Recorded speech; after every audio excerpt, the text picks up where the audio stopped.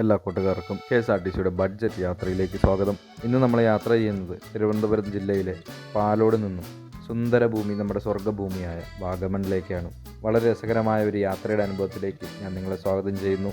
It's me Adarsh BG. Welcome to 90s Kid official. ഞങ്ങൾക്ക് വളരെ ഇഷ്ടപ്പെട്ട് വിചാരിച്ചതിനേക്കാളും നല്ലൊരു അനുഭവമായിരുന്നു. നല്ലൊരു അഭിപ്രായമാണ്.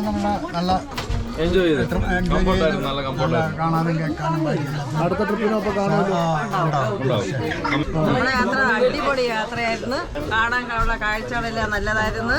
വളരെ സന്തോഷകരമായ ഫുഡ്, അടിപൊളി ഫുഡായിരുന്നു. അടുത്ത ട്രിപ്പിനും ഞങ്ങൾ വരും. അടുത്ത ആണി ഒപ്പിച്ചിരുന്നു. നല്ല യാത്രയായിരുന്നു, സൂപ്പർ യാത്രയായിരുന്നു. അടുത്ത ട്രിപ്പിനുണ്ട് അടിപൊളിയായിരുന്നു. ഈ കാണുന്നതാണ് പാലോട് KSRTC ബസ് സ്റ്റേഷൻ. ഇവിടെ നിന്നുമുള്ള ആദ്യത്തെ യാത്ര ആയതുകൊണ്ട് തന്നെ ഞാനും എൻ്റെ സുഹൃത്തായ വിഷ്ണുവും ബസ് അലങ്കരിക്കുന്ന പരിപാടിയിലാണ്. യാത്രയ്ക്ക് ബുക്ക് ചെയ്ത എല്ലാവരും എത്തിയോ എന്ന് ട്രിപ്പ് കോർഡിനേറ്റേഴ്സ് വന്ന് ഉറപ്പാക്കിയതിനു ശേഷം യാത്ര ആരംഭിച്ചു. പതിവിന് വിപരീതമായി അതിരാവിലെ എഴുന്നേറ്റത് കൊണ്ടാവണം എല്ലാവരും ചെറിയൊരു മയക്കത്തിലാണ്.